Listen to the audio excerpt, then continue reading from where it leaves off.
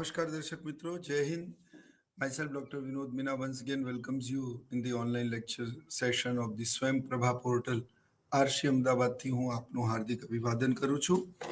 Last લેક્ચરમાં આપણે રિકાર્ડિયન theory of rent એટલે રિકાર્ડોનો ભાડાનો સિદ્ધાંત ભણ્યા હતા. આજે આપણે આધુનિક ભાડાનો સિદ્ધાંત એટલે કે મોડર્ન થિયરી ઓફ રેન્ટ ભણવાનો છે. આજના આ લેક્ચરના ફોર્મેટમાં ઇન્ટ્રોડક્શન, ટ્રાન્સફર, અર્નિંગનો અર્થ, ડિટર્મિનેશન ઓફ રેન્ટ એટલે કે ભાડાનો અર્થ અને તેનું નિર્ધારણ અને સપ્લાય ફેક્ટર્સ કેવી રીતે એમાં અસર કરે છે, difference view on rent between Ricardo and modern economist અને કન્ક્લુઝન. તો આજે આપણે આ ભણવાનું છે. મિત્રો, જ્યારે આપણે ભાડાની વાત અર્થશાસ્ત્રમાં કરતા હોઈએ ત્યારે તેના બે પરિપ્રેક્ષ્ય છે. એક જે ભાડું છે જેને આપણે કોન્ટ્રાક્ચ્યુઅલ રેન્ટ એટલે કે કરારી ભાડું કહીએ, જે એક નિશ્ચિત સમયગાળા માટે ચોક્કસ રકમ મેળવવાના હેતુથી પોતાની સંપત્તિ ભાડે આપવાની વાત હોય છે.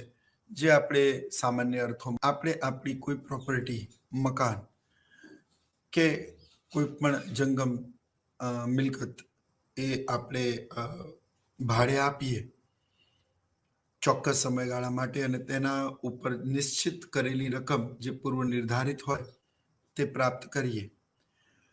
બીજું છે આર્થિક ભાડું. અને અર્થશાસ્ત્રમાં આર્થિક ભાડાના બે ખ્યાલો રજૂ કરવામાં આવ્યા. એક રિકાર્ડોનો ભાડાનો સિદ્ધાંત અને એક આધુનિક ભાડાનો સિદ્ધાંત.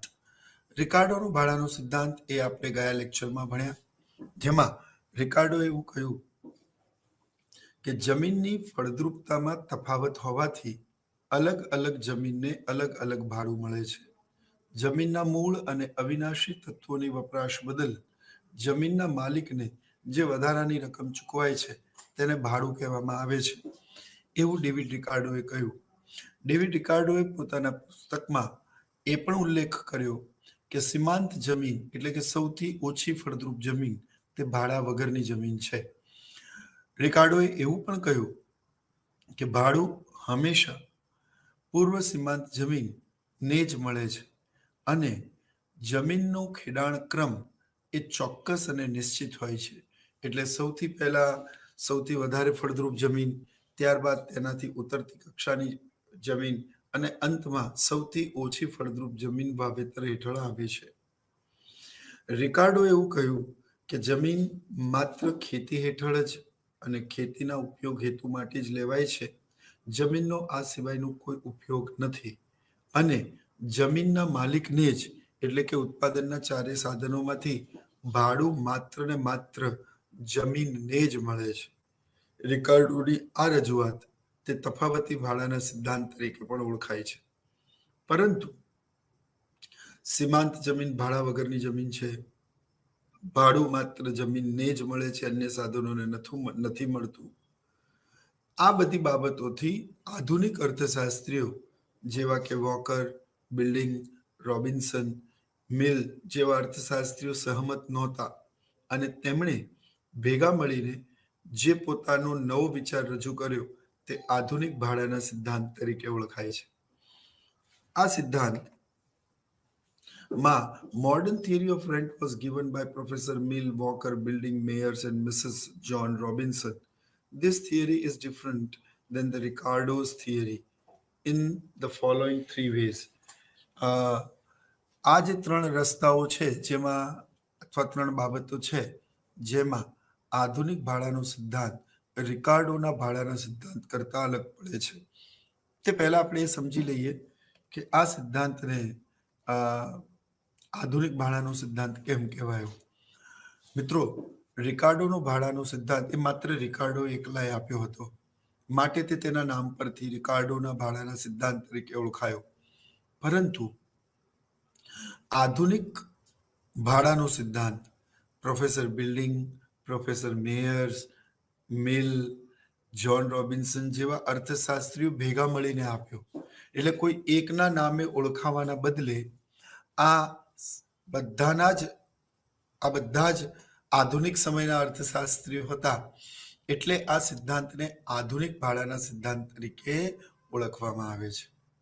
એટલે સૌથી પહેલા તો આ સિદ્ધાંત આધુનિક ભાડાનો સિદ્ધાંત કેમ કહેવાય છે એ આપણે સમજીએ. એટલે કોઈ એકના નામે ઓળખવાના બદલે આ તમામ અર્થશાસ્ત્રીઓનું વત્તા ઓછા પ્રમાણમાં આ સિદ્ધાંતના ડેવલપમેન્ટ માટે કોન્ટ્રીબ્યુશન હતું. માટે આ સિદ્ધાંત આધુનિક ભાડાના સિદ્ધાંત તરીકે ઓળખાય છે. હવે આ સિદ્ધાંત એટલે કે આધુનિક ભાડાનો સિદ્ધાંત એ 3 રીતે રિકાર્ડોના ભાડાના સિદ્ધાંત કરતા એકદમ અલગ છે. Number 1, Ricardo has given importance to the fertility of land and the difference in it. રિકાર્ડોએ જમીનની ફળદ્રુપતા અને ફળદ્રુપતામાં તફાવત ઉપર ભાર આપ્યો છે. એમણે એવું કહ્યું છે કે indestructible elements of the land gets rent, એટલે કે જમીનના મૂળ અને અવિનાશી તત્વો બદલ જમીનના માલિકને ભાડું મળે છે. જમીનના ભાડામાં તફાવત એ એની ફળદ્રુપતાના આધારે હોય છે. જ્યારે આધુનિક અર્થશાસ્ત્રીઓ માનતા હતા કે ભાડામાં તફાવત ઉદ્ભવવાનું કારણ અથવા તો ભાડું ઉદ્ભવવાનું મૂળ કારણ તે અછત છે. ખરેખર રિકાર્ડો એ એવું કીધું કે ભાડામાં તફાવત કેમ ઉદ્ભવે છે, પણ રિકાર્ડો એવું ના સમજાવી શક્યા કે ભાડું શા માટે ઉદ્ભવે છે. એટલે આધુનિક અર્થશાસ્ત્રીઓએ ભાડું ઉદ્ભવવાનું કારણ સાધનોની અછતને દર્શાવ્યું છે. કે આપણે જાણીએ છીએ તેમ માનવીની જરૂરિયાતો અમર્યાદિત છે, પરંતુ સાધનો સામે સીમિત છે, એની અછત છે. અને જે સાધનની અછત હોય તેને બજારમાં માંગ અને પુરવઠા દ્વારા જે કંઈ પણ વેતન નક્કી થયું કે વળતર નક્કી થયું તેના કરતાં તેની અછત હોવાને લીધે જે વધારાની રકમ મળે છે તે ભાડું છે. આમ આધુનિક અર્થશાસ્ત્રીઓએ ભાડું ઉદ્ભવવાનું કારણ દર્શાવ્યું છે, જે રિકાર્ડો દર્શાવી શક્યા નથી. રિકાર્ડો એવું કીધું કે કોઈક જમીન ગોરાડું છે, કોઈ ખારાશવાળી જમીન છે, કોઈ રેતાળ જમીન છે, કોઈ કાળી જમીન છે, કોઈ બહુ જ ફળદ્રુપ જમીન છે, કોઈ ડેલ્ટાની જમીન છે. તો જમીનની ફળદ્રુપતામાં તફાવત છે અને તફાવત હોવાના કારણે અલગ અલગ જમીનને અલગ અલગ ભાડું મળે છે. એટલે રિકાર્ડોએ કીધું સૌથી વધારે ફળદ્રુપ જમીનને સૌથી વધારે ભાડું, ત્યારબાદ એનાથી ઓછી અને ઉતરતી જમીનને તેનાથી ઓછું ભાડું, સી પ્રકાર એટલે કે એનાથી ઉતરતી જમીનને ઓછું ભાડું, અને ડી માની લો કે તે સીમાંત જમીન સૌથી ઓછી ફળદ્રુપ જમીન છે, તે ભાડા વગરની જમીન છે અને તેને કોઈ પણ પ્રકારનું ભાડું મળતું નથી. બીજો તફાવતનો મુદ્દો બંને ભાડાના સિદ્ધાંતમાં એ છે કે રિકાર્ડો એવું કીધું કે ભાડું માત્ર જમીનને જ મળે છે. According to Ricardo, rent is a specialty of land only. It is not available to any other factors of production. એટલે ઉત્પાદનના અન્ય કોઈ પણ સાધનને ભાડું મળતું નથી. On the other hand, modern economist believes that all the factors of production they can get rent, but it's a subject to its scarcity. દરેક સાધનને ભાડું મળી શકે છે, બશર્તે એની અછત હોવી જોઈએ. એટલે કે જે સાધનની અછત હોય એ સાધનને ભાડું મળી શકે, પછી એ જમીન હોય, મૂડી હોય, શ્રમિક હોય કે નિયોજક હોય, દરેકને ભાડું મળી શકે. એટલે અહીંયા આધુનિક ભાડાનો સિદ્ધાંત રિકાર્ડોના ભાડાથી બિલકુલ અલગ છે. રિકાર્ડો એવું કીધું કે માત્ર જમીનને જ ભાડું મળે છે, જ્યારે આધુનિક અર્થશાસ્ત્રીઓ માનતા હતા કે ઉત્પાદનના દરેક સાધનને ભાડું મળી શકે, બશર્તે તેની અછત હોવી જોઈએ. અને તેની અછત હોવાના કારણે બજાર પરિબળો દ્વારા નક્કી થયેલ વળતર કરતાં તેને જે વધારાની રકમ મળે છે તે ભાડું છે.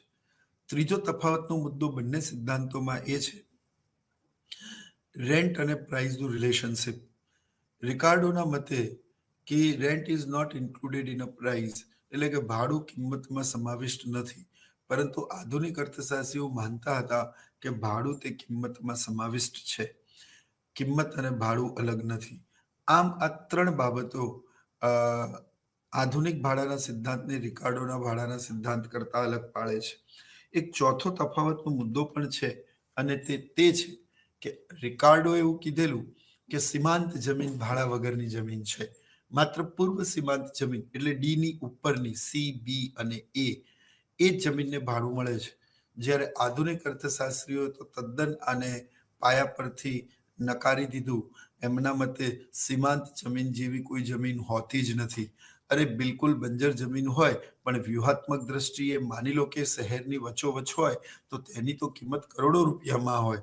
એટલે ફળદ્રુપતાના આધારે જ ભાડું મળે છે તેવું માની શકાય નહીં. જમીનની વ્યૂહાત્મક સ્થિતિ, તેનું સ્થળ અને કઈ જગ્યાએ એ જમીન આવેલી છે એ પણ ખૂબ મહત્વની છે. ખૂબ વધારે ફળદ્રુપ જમીન હોય પણ એ જંગલમાં હોય તો કદાચ એની કિંમત બહુ જ ઓછી હોય. પરંતુ ઓછી ફળદ્રુપ જમીન હોય કે નહિવત ફળદ્રુપ જમીન હોય પણ એ શહેરમાં મુખ્ય રોડની બિલકુલ બાજુમાં, સે ફોર એક્ઝામ્પલ એસજી હાઈવેની બાજુની કોઈ જમીન હોય અને તેમાં કશું જ ના ઉગતું હોય તેમ છતાં પણ તેની કિંમત તો હોય જ અને ખૂબ વધારે હોય. એટલે આધુનિક અર્થશાસ્ત્રીઓ એ બાબતથી પણ સહેમત નહોતા કે ભાઈ સીમાંત જમીન તે ભાડા વગરની જમીન છે. આધુનિક અર્થશાસ્ત્રીઓ એવું કહેતા કે સીમાંત જમીન જેવું કશું હોતું જ નથી. ખરેખર ફળદ્રુપતાની તફાવતને આધારે કોને ભાડું મળશે ને કોને નહીં મળશે એ મુદ્દો નથી. ખરેખર અછતના કારણે ભાડું ઉદ્ભવે છે. તો આમ આ 4 પરિબળોના લીધે રિકાર્ડોનો ભાડાનો સિદ્ધાંત અને આધુનિક ભાડાનો સિદ્ધાંત એકબીજાથી સદંતર અલગ પડે છે.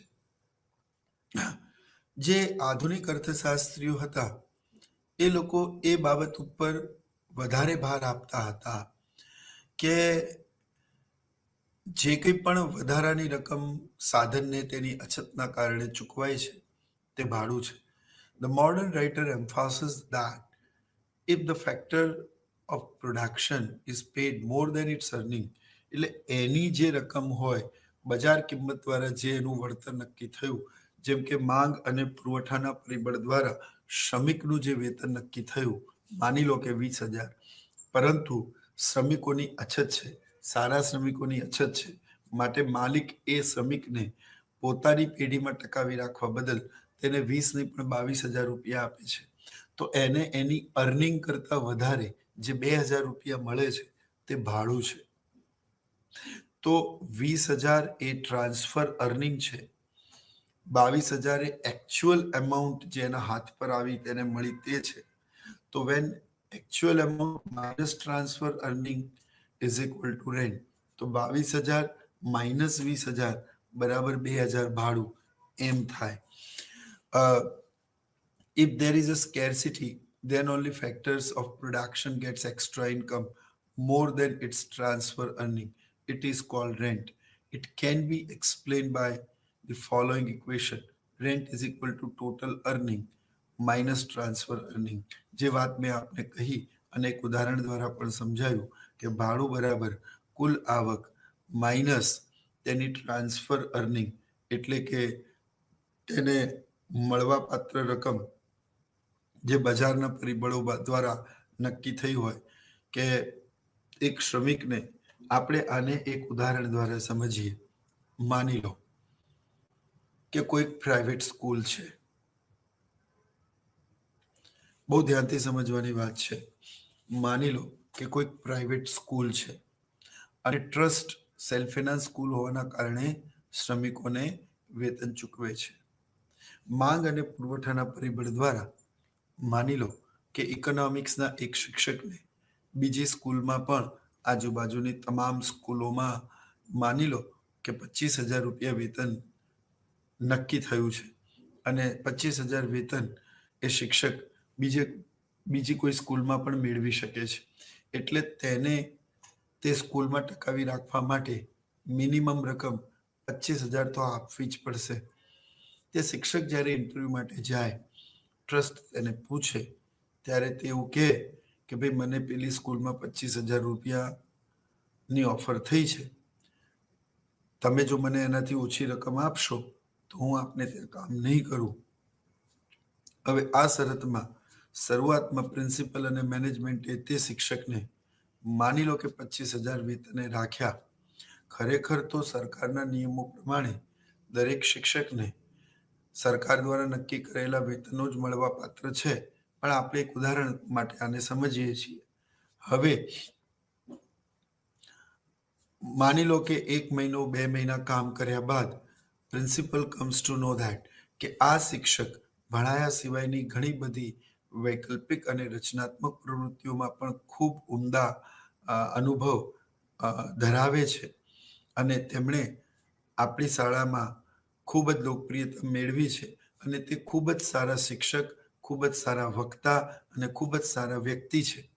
આ સંદર્ભમાં આવા વ્યક્તિઓની, આવા શિક્ષકની જે ખૂબ સારો શિક્ષક પણ હોય, તેનું કામ બિલકુલ નિયમિત અને પ્રમાણિક હોય, તે વ્યક્તિ તરીકે ખૂબ જ મહેનતુ અને બીજી રચનાત્મક પ્રવૃત્તિઓમાં પણ વિદ્યાર્થીઓનો વિકાસ કરનારો હોય, આવા શિક્ષક એ કોઈ પણ સંસ્થા માટે એક એસેટ હોય.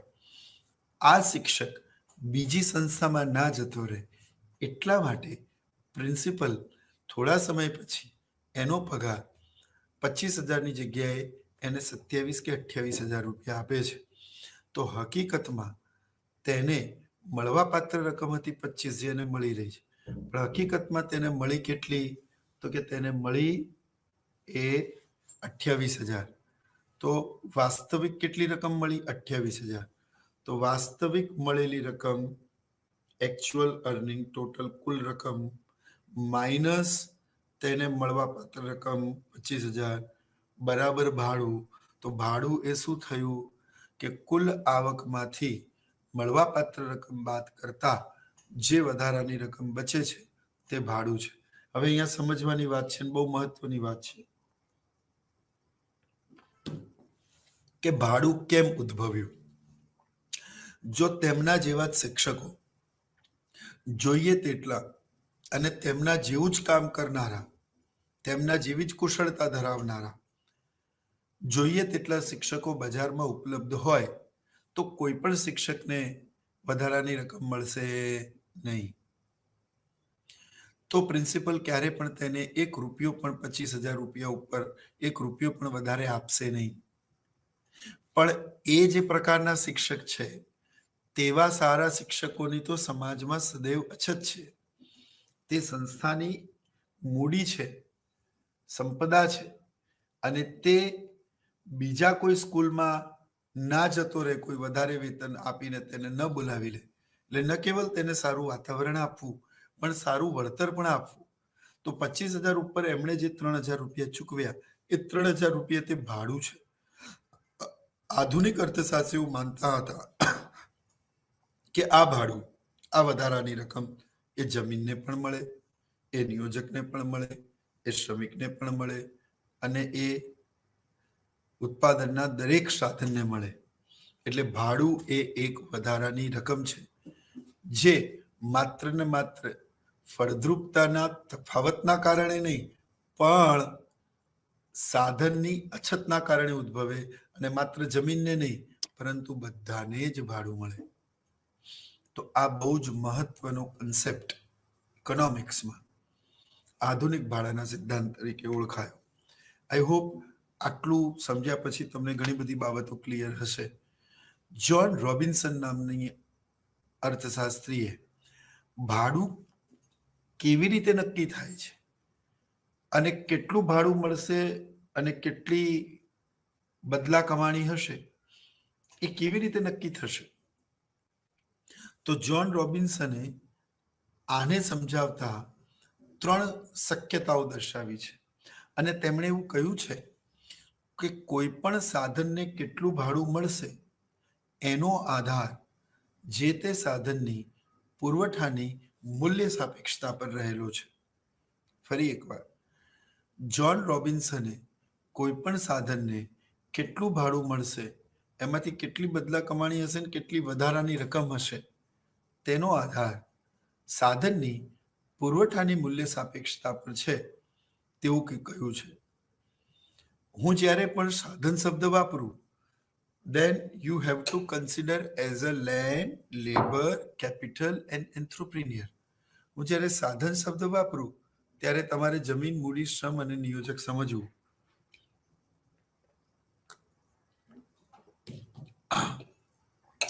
મિત્રો, શરદીના કારણે મારું ગળું બહુ જ ખરાબ છે, તેમ છતાં પણ આઈ હોપ યુ અન્ડરસ્ટેન્ડ. તો જે વધારાની રકમ મળે છે તે ભાડું છે. તો ભાડું એ અછતના કારણે ઉદ્ભવે છે અને તેનો આધાર પુરવઠાની મૂલ્ય સાપેક્ષતા પર છે. સાધનના પુરવઠાની મૂલ્ય સાપેક્ષતાના સંદર્ભમાં તેમણે 3 શક્યતાઓ દર્શાવી છે. હવે 3 શક્યતાઓ કઈ કઈ છે? Number 1, when supply of factors of production is perfectly elastic. જો સાધનની પુરવઠો સંપૂર્ણ મૂલ્ય સાપેક્ષ હોય, સંપૂર્ણ મૂલ્ય સાપેક્ષ એટલે કે આડી ધરીને સમાંતર હોય, તો તેને જે કંઈ પણ રકમ મળે છે એ બધી જ બદલા કમાણી છે. અહીંયા ભાડું શૂન્ય છે. આનો અર્થ એ થયો કે પહેલી શક્યતા એવું દર્શાવે છે કે જે કંઈ પણ રકમ મળે છે એ બધું જ બદલા કમાણી છે, કારણ કે આપેલી આ કિંમતે કે વેતન દરે જોઈએ એટલા સાધનો બજારમાં ઉપલબ્ધ છે. Because the factors of production supply is perfectly elastic, it's a parallel of OX axis. અને જ્યારે તે આડી ધરીને સમાંતર હોય ત્યારે તમારે જેટલા પણ સાધનો જોઈતા હોય આપેલી બજાર કિંમતે તે તમને ઉપલબ્ધ હોય તો તમે કોઈ પણ સાધનને વધારાની રકમ કેમ ચૂકવશો? એનો કોઈ સ્કોપ નથી, કોઈ મતલબ નથી. એટલે એને જે કંઈ પણ મળશે એ બધું જ બદલા કમાણી હશે, ભાડું શૂન્ય હશે. બીજી શક્યતા, બરાબર, રેન્ટ ઇઝ 0. બીજી શક્યતા, supply of factors of production perfectly inelastic. When the supply of the factors of production perfectly inelastic, then all income is known as rent. Here the transfer earning is 0. જો સાધનની પુરવઠાની મૂલ્ય સાપેક્ષતા ઊભી ધરીને સમાંતર હોય, ઊભી ધરીને સમાંતર એટલે શું કે OY ને સમાંતર હોય, આપણે આગળ આકૃતિમાં જોઈશું, તો અહીંયા સાધનોની સંપૂર્ણ અછત છે. તમે ગમે એટલી કિંમતો વધારો પણ તેનો પુરવઠો વધારી શકાતો નથી.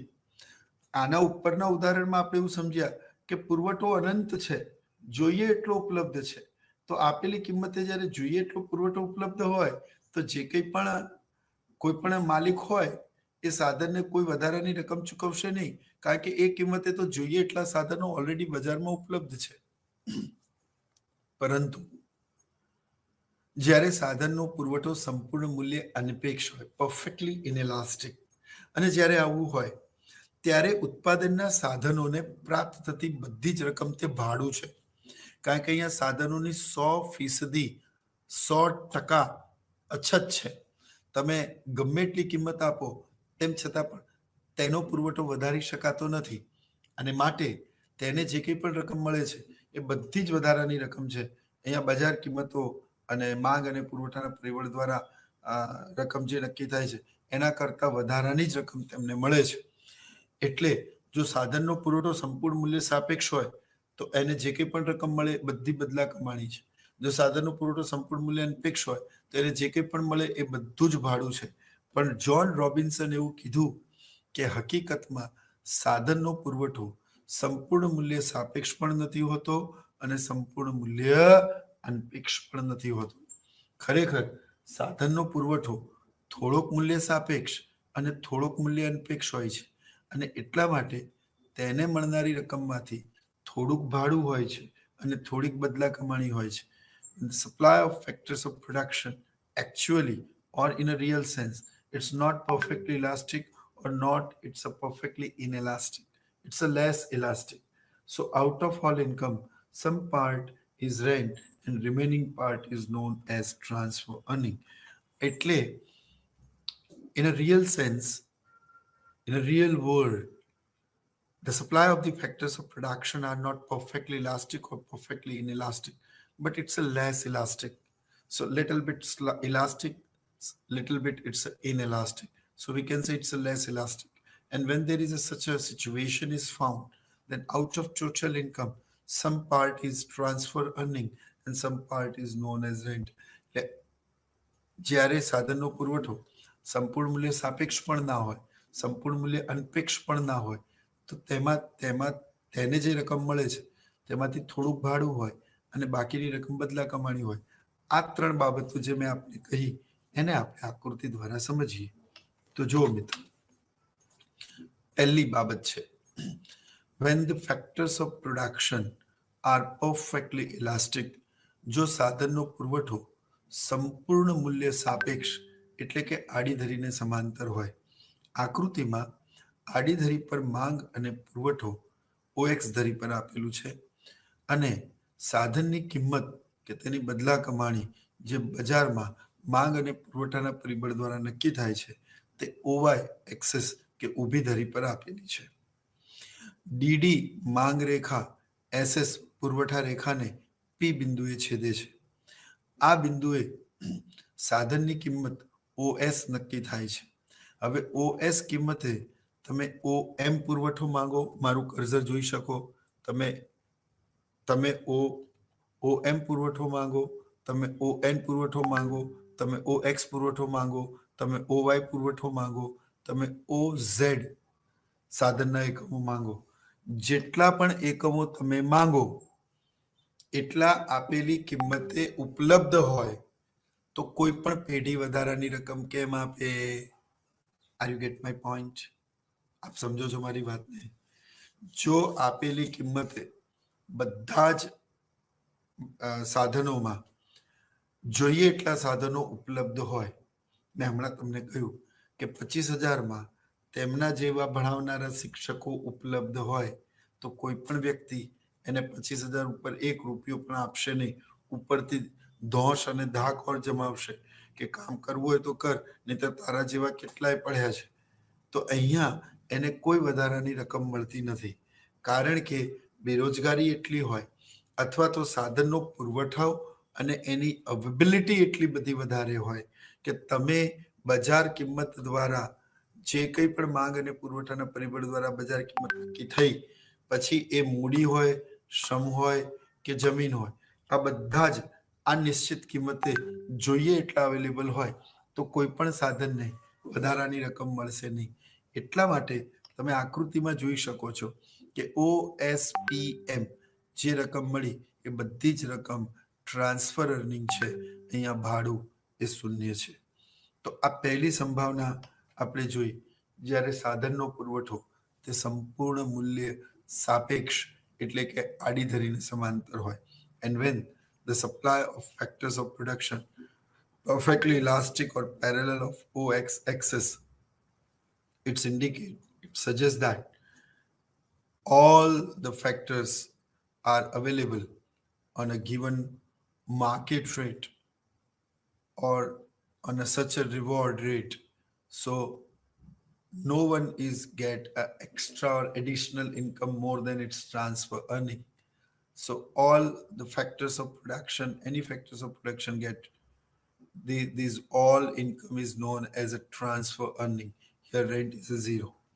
બીજી જે શક્યતા છે તે એવી છે કે જો સાધનનો પુરવઠો સંપૂર્ણ મૂલ્ય અનપેક્ષ હોય, if the supply of the factors of production perfectly inelastic એટલે કે ઊભી ધરીને સમાંતર હોય. આકૃતિમાં તમે જોઈ શકો છો કે OX ધરી ઉપર માંગ અને પુરવઠો, OY ધરી ઉપર તે કિંમત આપેલી છે અને અહીંયા તમે જોઈ શકો છો કે તમે કિંમત, હું કર્સર લઈ જાઉં, OM, ON, OX, OY, OZ, તમે કિંમત ગમે એટલી વધારો તેમ છતાં પણ પુરવઠો તો OS નો OS જ રહેશે. આનો અર્થ એ થયો કે અહીંયા સાધનની 100% અછત છે, 100% સ્કેર્સિટી. અને જ્યારે 100% અછત હોય તો શું થાય? તો પછી સાધનને જે કંઈ પણ મળે તે બધું જ વધારાની રકમ એટલે કે ભાડું હોય. અને અહીંયા શું હોય? અહીંયા બધી જ રકમ ભાડું હોય તો બદલા કમાણી શૂન્ય હોય. એટલે તમે જોઈ શકો છો કે OMPS, here the DD it's a demand curve, SS it's a supply curve, and demand curve intersect the supply curve at point P. એક P કિંમતે, P બિંદુએ માંગ રેખા સાધનના પુરવઠા રેખાને છેદે છે અને ત્યારે જે વળતર નક્કી થાય છે OMPS અથવા તો SOMP, આ બધી જ રકમ એ ભાડું છે. અહીંયા બદલા કમાણી શૂન્ય છે. પરંતુ રોબિન્સને એવું કીધું કે સાધનનો પુરવઠો વાસ્તવમાં સંપૂર્ણ મૂલ્ય સાપેક્ષ પણ નથી હોતો અને સંપૂર્ણ મૂલ્ય અનપેક્ષ પણ નથી હોતો. ખરેખર સાધનનો પુરવઠો થોડોક મૂલ્ય સાપેક્ષ હોય છે અને થોડોક મૂલ્ય અનપેક્ષ હોય છે. વાસ્તવિક જગતમાં આપણે જોઈએ તો સારા વ્યક્તિઓની થોડી ઘણી અછત પણ હોય છે અને ઘણી વખત એવા સાધનો જોઈએ એટલા મળતા પણ હોય છે. એટલે એની સંપૂર્ણ અછત હોય અને સંપૂર્ણ અવેબિલિટી હોય એવું ક્યારેય બનતું નથી. એટલે અહીંયા સાધનની વાસ્તવિક દુનિયામાં, હકીકતમાં બજારમાં સાધનનો પુરવઠો થોડો મૂલ્ય સાપેક્ષ અને થોડો મૂલ્ય અનપેક્ષ હોય. જ્યારે આવું હોય ત્યારે એને જે રકમ મળે એમાંથી થોડીક બદલા કમાણી હોય અને થોડુંક ભાડું હોય. એને આપણે એક ઉદાહરણ દ્વારા અને આકૃતિની મદદથી સમજીએ. આકૃતિમાં તમે જોઈ શકો છો જે ત્રીજી સંભાવના છે એમાં સાધનનો પુરવઠો લેસ ઇલાસ્ટિક એટલે અંશતઃ ઇલાસ્ટિક એટલે થોડોક સાધનનો પુરવઠો થોડોક ઇલાસ્ટિક છે, થોડોક ઇનઇલાસ્ટિક છે. એટલે કે સાધનનો પુરવઠો સંપૂર્ણ મૂલ્ય સાપેક્ષ પણ નથી અને સંપૂર્ણ મૂલ્ય અનપેક્ષ પણ નથી, પણ ઓછો મૂલ્ય સાપેક્ષ છે. આનો અર્થ એ થયો કે સાધનને જે કંઈ પણ રકમ મળશે એમાંથી થોડુંક ભાડું હશે, બાકીનું ટ્રાન્સફર અર્નિંગ હશે. આકૃતિમાં સાધનની માંગ રેખા ડીડી સાધનની પુરવઠા રેખા એસએસને પી બિંદુએ છેદે છે, જ્યાં તમે જોઈ શકો છો કે સાધનની કુલ આવક OMPN શું નક્કી થાય છે? ધ્યાનથી સમજો. OMPN એ કુલ આવક નક્કી થઈ. તેમાંથી SMP અથવા તો PSM એ ભાડું છે અને OSPN આપ કર્સર જોઈ શકો છો. OSPN એ ટ્રાન્સફર અર્નિંગ છે, જે આકૃતિમાં ઓલરેડી બતાવેલું છે. ફરી એકવાર, કુલ આવક કેટલી? OMPN. એમાંથી SMP એ ભાડું છે અને OSPN એ ટ્રાન્સફર અર્નિંગ છે. હવે આપણે આને સૂત્રમાં મૂકીએ તો કુલ આવક માઇનસ બદલા કમાણી બરાબર ભાડું. તો કુલ આવક થાય OMPN minus OSPN is equal two SMP એ ભાડું થાય. હવે આટલી સરસ સમજૂતી આપેલી છે. રોબિન્સન એવું કહે છે કે હકીકતમાં સાધનનો પુરવઠો થોડો મૂલ્ય સાપેક્ષ અને થોડો મૂલ્ય અનપેક્ષ હોય. એટલે એને જે કંઈ પણ રકમ મળે એમાં થોડુંક ભાડું હોય અને બાકીની રકમ બદલા કમાણી હોય. આકૃતિમાં એક બાબત ખાસ નોંધવા જેવી છે અને મહત્વની છે, જે કંઈ પણ દર્શક મિત્રો સાંભળી અને જોઈ રહ્યા છે તમે જોઈ શકો છો કે when we just go for the paper checking in the Gujarat University, we used to found that maximum of the student shows this part equally. એટલે આ જે બોક્સ બનેલું છે એમાં ભાડું અને બદલા કમાણી સરખા બતાવે છે. હકીકતમાં આવું હોઈ ન શકે. એટલે ભાડાની રકમ ઓછી બતાવવાની અને બદલા કમાણીની રકમ વધારે બતાવવાની. આપ જોઈ શકો છો કે MSP નો જે પાર્ટ છે એ OSPN કરતાં ઓછો છે. આ એટલા માટે માની લો કે મારી રકમ, મારું વેતન માની લો કે 1 લાખ રૂપિયા હોય, તો 1 લાખ રૂપિયામાં મેં કશુંક ઓવરટાઈમ કર્યો હોય તો એ ઓવરટાઈમ એટલે વધારાની રકમ એ કેટલી હોઈ શકે? તો મારી જે વધારાની રકમ છે તે, કારણ કે સાધનનો પુરવઠો થોડો મૂલ્ય સાપેક્ષ અને થોડો મૂલ્ય અનપેક્ષ છે, એટલે 100% તો નહીં મળે. તો મને જે રકમ વધારાની મળે છે અથવા મેં જે ઓવરટાઈમ કર્યું 2000, 5000, 10,000, 25,000, માની લો 25,000 હોય, પણ ક્યારેય 1 લાખ કરતાં વધારે ના હોય. Are you get my point? તો 1 લાખ રૂપિયા કુલ આવક, એમાંથી 75,000 રૂપિયા એ શું છે? બદલા કમાણી. તો 25,000 એ શું છે? ભાડું. તો આ રીતે મને જે 1 લાખ રૂપિયા પૂરા મળ્યા.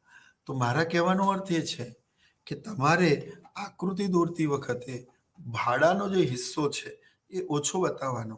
કારણ કે આપણા વેતન કરતાં વધારાની રકમ એટલે કે ભાડું એ વધારે ન હોઈ શકે. મેં કહ્યું તેમ તમારી વેતન 1,00,000 હોય તો બહુ વધારાની રકમ તમને 20,000 મળે, 25,000 મળે. એનાથી વધારે ના મળે. અને ક્યારેય 1,00,000 કરતાં વધારે ના હોઈ શકે. એટલે ટેકનિકલી જ્યારે આપણે જોઈએ ત્યારે હકીકતમાં આકૃતિ મેં આપને જે સ્ક્રીન ઉપર આપ જોઈ રહ્યા છો તેવી જ આકૃતિ હોવી જોઈએ. તો જ તે ટેકનિકલી તે સાચી આકૃતિ કહેવાય. આ આકૃતિમાં તમે જોઈ શકો છો કે આડી ધરી પર માંગ અને પુરવઠો, સાધનની માંગ અને સાધનનો પુરવઠો, ઊભી ધરી પર તેનું વળતર કે કિંમત દર્શાવેલ છે. સાધનની માંગ રેખા ડીડી સાધનની પુરવઠા રેખા SS ને P બિંદુએ છેદે છે, જ્યાં કુલ રકમ OMPN નક્કી થાય છે. M for Mumbai, P for Punjab અને N ફોર નાગપુર. OMPN નક્કી થાય છે, જેમાંથી OSPN S for Saurashtra, P for Punjab, N for Nagpur. OSPN બાદ કરતા જે રકમ વધારાની બચે છે MSP અથવા PSM એ ભાડું છે. આમ કુલ રકમ OMPN થઈ, ટ્રાન્સફર અર્નિંગ OSPN થયું, બદલા કમાણી OSPN થઈ અને ભાડું MSP થયું. તો જે અહીંયા આકૃતિમાં દર્શાવ્યું છે તે પ્રમાણે આપણે જોઈ શકીએ છીએ કે ભાડું એ ઓછું છે અને બદલા કમાણી વધારે છે. તો આ રીતે જ્હોન રોબિન્સન નામની અર્થશાસ્ત્રીએ વિશ્વને એવું સમજાવ્યું કે સાધનને મળનારી ભાડાની આવક તે સાધનના પુરવઠાની મૂલ્ય સાપેક્ષ નક્કી કરે છે. ફરી એકવાર, જો સાધનનો પુરવઠો સંપૂર્ણ મૂલ્ય સાપેક્ષ હોય તો તેને મળનારી બધી જ રકમ તે બદલા કમાણી હોય, જે માંગ અને પુરવઠાના પરિબળ દ્વારા નક્કી થાય તેટલું જ મળે. કારણ કે તે કિંમતે સાધનોની પૂર્ણતઃ પ્રાપ્તિ, ઉપલબ્ધતા, અવેબિલિટી હોય માટે કોઈ પણ માલિક તેને વધારાની રકમ ન ચૂકવે. નંબર 2, જો સાધનનો પુરવઠો સંપૂર્ણ મૂલ્ય અનપેક્ષ હોય એટલે કે ઊભી ધરીને સમાંતર હોય, સાધનની સંપૂર્ણ અછત હોય અને તેનો પુરવઠો ગમે તેટલી કિંમત આપવા છતાં પણ વધારી ન શકાતો હોય, તો અહીંયા એને જે કંઈ પણ રકમ મળે છે એ બધું જ એ વધારાની રકમ એટલે કે ભાડું છે. અહીંયા બદલા કમાણી શૂન્ય છે. પરંતુ હકીકતમાં સાધનને મળનારી રકમ એ જો સાધનનો પુરવઠો થોડો મૂલ્ય સાપેક્ષ હોય અને થોડો મૂલ્ય અનપેક્ષ હોય તો 2 ભાગોમાં વહેંચી શકાય. તેને મળનારી કુલ રકમમાંથી થોડોક ભાગ ભાડું હોય, બાકીની રકમ એ બદલા કમાણી હોય.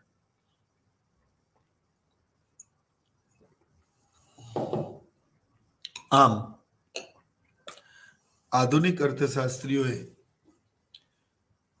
એ સાબિત કર્યું કે ભાડું ઉદ્ભવવાનું કારણ તે સાધનની જમીનની ફળદ્રુપતા અને તેના તફાવતના કારણે નહીં, પણ તેની અછતના કારણે ઉદ્ભવે છે. અને આ સિદ્ધાંત વિકસાવવામાં મિલ, કાલેકી, મેયર, પ્રોફેસર બિલ્ડિંગ અને જ્હોન રોબિન્સન જેવા અર્થશાસ્ત્રીઓનો પ્રમુખ ફાળો રહ્યો. અને માટે કોઈ એક અર્થશાસ્ત્રીના નામે ઓળખાવાના બદલે આ સિદ્ધાંત આધુનિક ભાડાના સિદ્ધાંત તરીકે ઓળખાયો. પરંતુ તેમ છતાંય આ સિદ્ધાંતની અમુક બાબતોને સમજવી બહુ જરૂરી છે. કઈ રીતે રિકાર્ડોનો ભાડાનો સિદ્ધાંત અને આધુનિક ભાડાના સિદ્ધાંતની વિચારધારા એ બંને કરતા અલગ અલગ છે. મિત્રો, આપણે બંને ભાડાના સિદ્ધાંત ભણ્યા, રિકાર્ડોનો ભાડાનો સિદ્ધાંત પણ ભણ્યા અને આધુનિક ભાડાનો સિદ્ધાંત પણ ભણ્યા. આ બંને સિદ્ધાંત કેવી રીતે અલગ છે? તમને એવું પણ પૂછી શકે કે આધુનિક ભાડાનો સિદ્ધાંત સમજાવી રિકાર્ડો અને આધુનિક ભાડાના સિદ્ધાંત વચ્ચેનો તફાવત મુદ્દાઓ સહિત સમજાવો, વિગતે સમજાવો, ત્યારે તમારે આ બાબત લખવી પડે. According to Ricardo, only land gets rent, or rent is a monopoly only of land. But according to modern economists, Rent is not only the characteristics of land, but it is available to all the factors of production which are in scarce. આનો અર્થ એ થયો કે Ricardo એવું કહ્યું હતું કે માત્ર જમીનને જ ભાડું મળે છે. ભાડું એટલે કે વધારાની રકમ, એના વિશે તો બંને સહમતિ ધરાવે છે, પણ આ વધારાની રકમ માત્ર જમીનને જ મળે છે તેવું રિકાર્ડો માનતા હતા, અને જમીનનો જ ઇજારો છે વધારાની રકમ મેળવવામાં.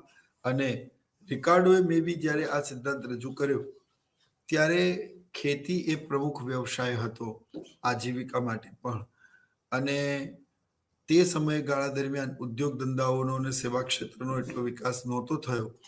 રિકાર્ડો એવું માની લીધું કે ખેતી જમીનનો ઉપયોગ માત્ર ખેતી માટે થાય છે, અન્ય કોઈ હેતુસર જમીનનો ઉપયોગ થતો નથી, અને જમીનના મૂળ અને અવિનાશી તત્વોની વપરાશ બદલ જમીનને ભાડું મળે છે, અને જમીનની ફળદ્રુપતામાં તફાવત હોય.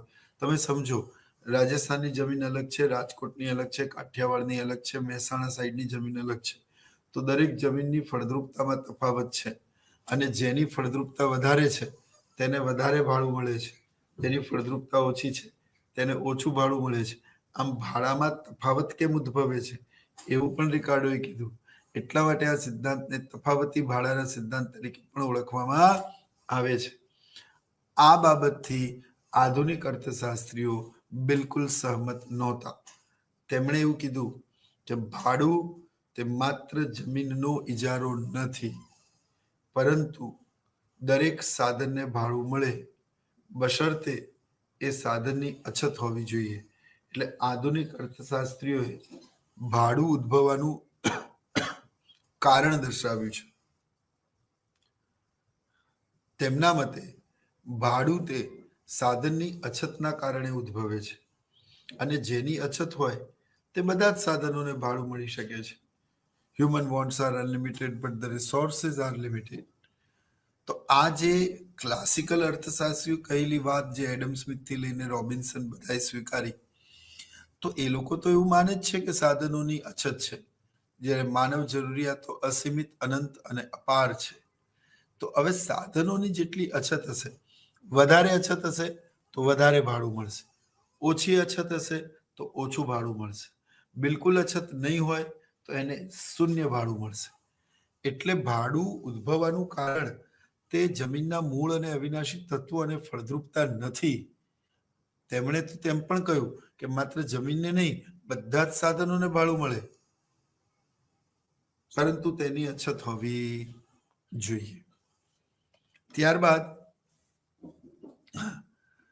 તેમણે એવું કહ્યું કે when the supply of labor is perfectly inelastic, its opportunity income, so entire amount is rent. જો પરફેક્ટલી ઇનઇલાસ્ટિક હોય તો બધી જ રકમ એ ભાડું છે, કારણ કે તે પરફેક્ટલી ઇનઇલાસ્ટિક હોય, સંપૂર્ણ મૂલ્ય અનપેક્ષ હોય, તો પછી એની સંપૂર્ણ અછત હોવાના કારણે એને બધી જ વધારાની રકમ મળે છે. For example, if capitalist gets 10% interest, but due to the scarcity of the capital, if interest rate is rise up to 30, so 3% additional amount is known as rent.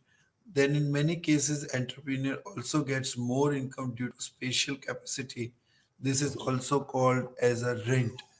ઘણા લોકોને બહુ મહત્વની વાત આધુનિક અર્થશાસ્ત્રીઓ કહી કે ઘણા લોકોની કંઈક સ્પેશિયલ એબિલિટી, કંઈક સ્કિલ, કંઈક કુશળતા, કંઈક પારંગતતા, નિપુણતા, એક્સપર્ટાઇઝ હોય, જેમ કે સિંગર છે, મ્યુઝિશિયન છે, પ્રોડ્યુસર ઓફ ફિલ્મ છે. આ લોકોની કેપેબિલિટી અને કેપેસિટી ગજબની હોય છે. કહેવા માટે તો સિંગર બધા હોય, પણ અરિજીત જેવું ગાઈ શકે. કહેવા માટે સિંગર ઘણા બધા હોય, પણ લતાજી જેવું ગાઈ શકે, એનો કોઈ મુકાબલો નથી. એટલે ઘણી વખત આ લોકો બજારમાં જે સિંગરના ભાવ ચાલતા હોય એના કરતાં ઘણી વધારે રકમ વસૂલ કરતા હોય છે.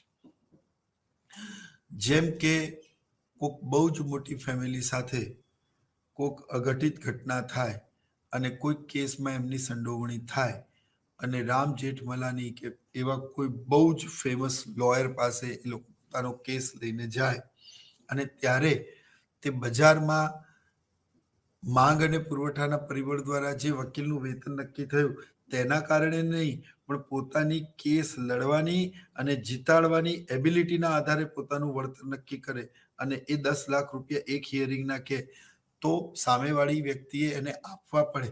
હવે કેસ તો દરેક વકીલ લડે છે, પણ જે આર્ગ્યુ, જે તર્ક, જે તર્કસંગત દલીલો રજૂ કરી પોતાના ક્લાયન્ટને બચાવવાની વાત છે, એ જેવું આ કરી શકશે બીજું કોઈ નહીં કરી શકે. તો અહીંયા એવું બને કે એમને બીજા વકીલ કરતાં ખૂબ વધારે રકમ વધારાની મળે અને તે બધી જ વધારાની રકમ ભાડું છે. Are you get my point? તો શિક્ષકો ઘણા બધા હોય, પણ દરેક શિક્ષકની ભણાવવાની શૈલી, એનું ટીચિંગ સ્ટાઇલ, એની સબ્જેક્ટ પરની ગ્રીપ, એનું extra ordinary control on student, એની લોકપ્રિયતા, આવું દરેક શિક્ષકનું ના હોય. અને હોય તો એની ડિગ્રી અલગ અલગ હોય, કારણ કે દરેકની ભણાવવાની પદ્ધતિ, તેનો ઓરા, તેનું વ્યક્તિત્વ એ અલગ અલગ હોય. એટલે એવું બની શકે કે ઘણી વખત તે પોતાની કુશળતાના કારણે વધારાની રકમ માંગે. કોઈ ડૉક્ટર હોય તે ખૂબ સરસ ઓપરેશન કરતા હોય. હવે બધી જગ્યાએ તમે અપોલોમાં જાઓ, સ્ટર્લિંગમાં જાઓ, સાલ હોસ્પિટલમાં જાઓ, અને આ ડૉક્ટરની પોતાની ઇન્ડિપેન્ડન્ટ સર્વિસ હોય, જેમ કે તેજસ પટેલની હાર્ટ સ્પેશિયાલિસ્ટની પોતાની હોસ્પિટલ હોય, અને સાલ હોસ્પિટલમાં તમને એ પેકેજ 5 લાખ રૂપિયામાં આપ્યું, અપોલોમાં પણ એ જ રકમે તમને મળી રહ્યું છે. પરંતુ Tejas Patel, doctor Tejas Patel, USA return, એમની નિપુણતા છે, તે પણ સર્જરી તો એ જ કરવાના છે, પણ એ તમને 5 લાખની જગ્યાએ તમારી પાસેથી 8 લાખ રૂપિયા માંગે, 3 લાખ રૂપિયા વધારાના માંગે, પણ તે તમે આપો, કારણ કે તેમની નિપુણતા, તેમનો અનુભવ એ બીજા ડૉક્ટર કરતાં અલગ અને વધારે છે. એટલે અહીંયા તેમના એક્સપર્ટાઇઝના, એમની નિપુણતાના વધારે પૈસા મળે છે. ક્રિકેટર્સ તો બધા હોય છે, પણ તમે જો આઈપીએલની ઓક્શનિંગ જ્યારે થાય ત્યારે દરેક ક્રિકેટર અલગ અલગ બોલીએ વેચાય છે. કોકને 16 કરોડ પણ મળે છે અને કોક વેચાયા વગરના પણ રહી જાય છે. તો it depends the special features and characteristics of the factors of production. તો સાધનનું ખૂબ જ જેની નિપુણતા છે, તેની કાર્યદક્ષતા છે, તેની એક્સપર્ટાઇઝ છે, તેનું વે ઓફ વર્કિંગ છે, એ અલગ અલગ હોય છે.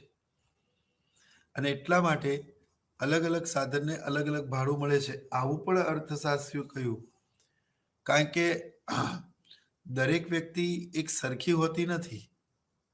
You know what, Sachin Tendulkar પોતાના વારસામાં પોતાના બાળકને પોતાની બધી જ સંપત્તિ આપી શકે, but the way he played the straight drive, straight like an arrow, એ કુશળતા, એ નિપુણતા, એ એબિલિટી, એ ગટ્સ, એ પોતાના બાળકને નહીં આપી શકે. જો આવું હોત તો ગાંધીના છોકરા ગાંધી જ ના થઈ ગયા હોત, અમિતાભનો છોકરો અમિતાભ બચ્ચન જ ના થઈ ગયો હોત.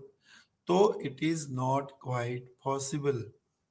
You cannot transfer each and every value to the next generation. Fine. એટલે ભાડામાં તફાવત ઉદ્ભવવાનું કારણ વ્યક્તિની નિપુણતા, તેની કાર્યદક્ષતા, કાર્ય કરવાની તેની કળા, એના ઉપરની એની પકડ, એનું નોલેજ, એ પણ બહુ મહત્વનું છે. અને એના કારણે પણ તફાવત ઉદ્ભવે છે એવું આધુનિક અર્થશાસ્ત્રીઓ માને છે. જેવું અહીંયા લખેલું છે કે singer, musician, producer or producer of film, entrepreneur, due to his capacity can earn more income, which is also known as rent. So according to the modern economist, labor and capital can also get additional income as a rent. So rent is not only a characteristics of land, but all the factors of production can enjoy the additional income due to the scarcity. એટલે કે ઉત્પાદનના દરેક એ સાધનને ભાડું મળી શકે છે જેની અછત હોય. એટલે કે માંગની સામે એટલો પુરવઠો અવેલેબલ ના હોય. એક્ટર તો બધા જ છે, બધા ફિલ્મોમાં કામ કરે છે અને પર્ટિક્યુલર કોઈ રોલ દરેક અદાકાર લગભગ નિભાવી શકે, પણ દરેકની રોલ નિભાવવાની અદાકારીમાં એને જસ્ટિફિકેશન કરવામાં ફરક હોય. ડોન અમિતાભ બચ્ચને જે રોલ નિભાવ્યો એ શાહરૂખ ખાને પણ કર્યો, પણ એને એટલી લોકપ્રિયતા ના મળી જેટલી અમિતાભ બચ્ચનની ફિલ્મને મળેલી. એટલે ગબ્બર સિંહનો રોલ અમજદ ખાન સિવાય બહુ જ સારી રીતે કોઈ કરી શકે, આપણે સ્વપ્નમાં પણ ન વિચારી શકીએ. તો અમુક જે વ્યક્તિની અંદર નિપુણતા છે એમાં બંધ બેસે છે, અને એમાં બંધ બેસે છે એ કિરદારમાં, એ રોલમાં, એટલા માટે એ બીજા કરતા વધારાની રકમ મેળવે છે. એટલે આધુનિક અર્થશાસ્ત્રી એવું પણ માને છે અછતની સાથે સાથે વ્યક્તિઓની નિપુણતા, કાર્યકુશળતા અને તેમનો અનુભવ, તેમની કાર્યદક્ષતા પણ ભાડામાં તફાવત ઉદ્ભવે છે અથવા તો જન્માવે છે. આ સિવાય જો આ સમગ્ર સિદ્ધાંતનું કન્ક્લુઝન આપણે સમજીએ તો additional income two transfer earning is rent, but it is difficult to gate idea of the transfer earning. એટલે કે ઘણી વખત એવું હોય છે, આપણે એવું કહ્યું કે માંગ અને પુરવઠાના પરિબળ દ્વારા એક શિક્ષકનો વેતન 25,000 નક્કી થયો કોઈ પ્રાઇવેટ સ્કૂલમાં. પણ મિત્રો એવું નથી હોતું. દરેક પ્રાઇવેટ સ્કૂલમાં દરેક શિક્ષકોનું વેતન 25,000 હોય એવું તો નથી હોતું. એ પછી બીજા ઘણા બધા પરિબળો પર અસર કરે છે, જેમ કે ટ્રસ્ટ કેવું છે, તે સંસ્થા કેવી છે, ઘણી બધી બાબતો પર નક્કી કરે છે. એટલે કોકને 30,000 પણ મળે છે, કોકને 25,000 પણ મળે છે. શિક્ષકનો અનુભવ કેવો છે, તેના અમુક વ્યક્તિઓ સાથેના સંબંધો કેવા છે, આ બધી બાબતો અસર કરતી હોય છે. એટલે માત્ર માંગ અને પુરવઠાના પરિબળ દ્વારા જ સાધનોનું વળતર નક્કી થાય છે તેવું કહેવું હંમેશા સત્ય નથી, તેવું કહેવું હંમેશા સાચું નથી. ઘણી વખત ઓળખાણ અને લાગવગના કારણે કે લાલ ફિતાશાહી, રેડ ટેપિઝમના કારણે પોતાના ઈચ્છિત વ્યક્તિઓને પદનો દુરુપયોગ કરી લાભ પહોંચાડવાના સંદર્ભમાં ઘણી વખત તેમની લાયકાત કરતાં પણ વધારે તેમને મળતું હોય છે. તે સંદર્ભમાં તમે ભાડાનો સિદ્ધાંત કેવી રીતે સમજાવશો? કારણ કે અહીંયા સાધનોની અછત ન હોવા છતાં પણ તેમને બહુ મોટું લાભ પદનો દુરુપયોગ કરીને પહોંચાડવામાં આવ્યો છે. તો અહીંયા આપણે એવું ન કહી શકીએ કે ભાઈ સાધનની અછત હોવાના કારણે તેમને આ વધારાની આવક કે લાભ મળ્યો છે. પણ એમને આ વધારાની આવક અને આ લાભ એ બીજા અન્ય પરિબળ કે ઓળખાણ કે કરપ્શન કે અન્ય બીજા પરિબળોના કારણે પણ મળવાપાત્ર છે. ત્યારે આધુનિક ભાડાનો આ સિદ્ધાંત આ શક્યતાને તપાસી શકતો નથી. તે જ રીતે Ricardo consider rent as a special rent and modern writer as scarcity rent.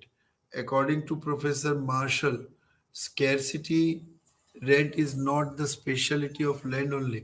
It is available to any factor. It's a subject to its scarcity. એટલે માર્શલે પણ એવું કહ્યું કે ભાડું તે દરેક સાધનને મળી શકે બશરતે તેની અછત હોવી જોઈએ. જે ત્રીજી મહત્વની વાત છે તે છે the theory does not explain the difference between rent and difference in other income. The output is not affected due to change in the rent, but it is likely to be affected by profit. એટલે કે ભાડું, the theory does not explain the difference between rent and difference in other income.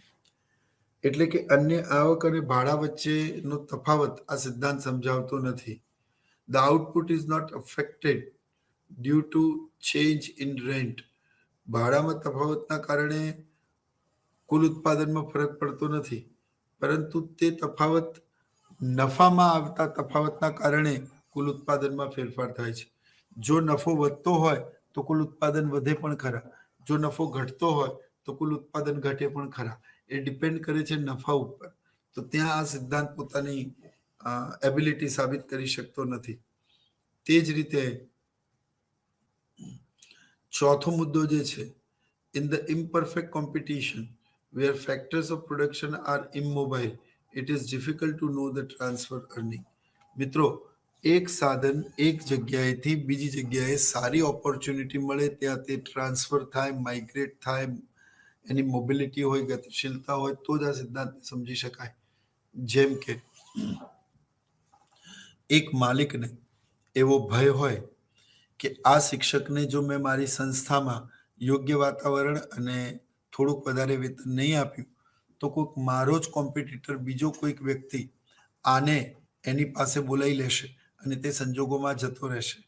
પણ આવું ત્યારે શક્ય બને જ્યારે એની mobility એટલે એની જવાની શક્યતા હોય ટ્રાન્સફરેબલ હોય. Are you get my point? જો પ્રિન્સિપલને ખબર હોય કે આ સંસ્થા છોડીને ક્યાંય જવાનું નથી, અમે 10 વર્ષના બોન્ડ સાઇન કરી લીધા છે અને એને ક્યાંય કોઈ ચેલેન્જ કરી શકે એમ નથી, અને જખ મારીને પણ અમારી જોડે જ રહેવું પડશે, તો તેની મોબિલિટી જો 0 હોય તો પછી એને કોઈ વધારાની રકમ મળે નહીં. એટલે સાધનને વધારાની રકમ ત્યારે જ મળે જ્યારે એને બીજી કોઈ જગ્યાએ વધારે રકમ મળવા પાત્ર હોય, તે મૂવ થઈ શકે તેમ હોય, ત્યારે માલિક તેને પોતાની પેઢીમાં જાળવી રાખવા માટે તેને જે રકમ ચૂકવવી પડે, પરંતુ એના કરતાં વધારાની રકમ જે ચૂકવે તે ભાડામાં પરિણમે છે. પણ જો ફેક્ટર્સ ઓફ પ્રોડક્શનની મોબિલિટી જ 0 હોય અને એ ક્યાંય મૂવ ઓન ન કરી શકે તો પછી એને કોઈ વધારાની રકમ મળતી નથી. ઉત્પાદનના સાધનને ઉત્પાદનની પ્રક્રિયામાં જાળવી રાખવા બદલ જે ન્યૂનતમ વળતર ચૂકવવામાં આવે, પરંતુ તેની અછત હોવાના કારણે તેને જે વધારાની રકમ ચૂકવાય તે ભાડું છે. પણ આ ત્યારે જ શક્ય છે જ્યારે સાધનની મોબિલિટી હોય, એટલે કે એ સાધન એક સ્થળેથી બીજા સ્થળે ટ્રાન્સફર કરી શકે, માઇગ્રેટ કરી શકે. જો સાધન એક સ્થળેથી બીજા સ્થળે ટ્રાન્સફર ન થઈ શકે અથવા તો તેની મોબિલિટીની કોઈ શક્યતાઓ જ ન હોય તો પછી ભાડાની પણ કોઈ શક્યતા ન હોય. માલિકને ખબર છે કે મારા સિવાય આને કોઈ હંગરશે નહીં, મારા સિવાય આને ક્યાંય બીજે જોબ રાખશે નહીં, મારી પાસે આનો પાસપોર્ટ છે કે કોઈ ગુનાહિત ઇતિહાસ વિશેની મારી પાસે માહિતી છે, આ મજબૂરીમાં મારે ત્યાં જ રહેશે, તો હું એને સારો શ્રમિક અને તેની અછત હોવા છતાં પણ વધારાની રકમ નહીં આપું તો અહીંયા ભાડું ઉદ્ભવે નહીં મિત્રો. And the last but not least, that the rent theory can't apply to the profit because it is a rescheduled income and profit can be positive or negative. બહુ જ મહત્વની વાત કહી. એક મુદ્દે અસહમતિ દર્શાવતા હતા, તે એ હતું કે જમીનને મળનારી વધારેલી રકમ, શ્રમિકને મળનારી વધારેલી રકમ અને મૂડીને મળનારી વધારાની રકમ તો સમજી શકાય છે, પણ નિયોજકને મળનારી વધારેની રકમ એ ભાડું નથી, પરંતુ એ નફો છે. પ્રોફેસર નાઇટ જેવા અર્થશાસ્ત્રીઓ, સુમ્પીટર જેવા અર્થશાસ્ત્રીઓએ નફો ઉદ્ભવવાનું કારણ સાધનની અછત નહીં, પરંતુ તેના નવપ્રવર્તનની જે એબિલિટી છે અને જોખમ અને અનિશ્ચિતતા ઉઠાવવાની તેમની જે કાબેલિયત છે એના કારણે ઉદ્ભવે છે.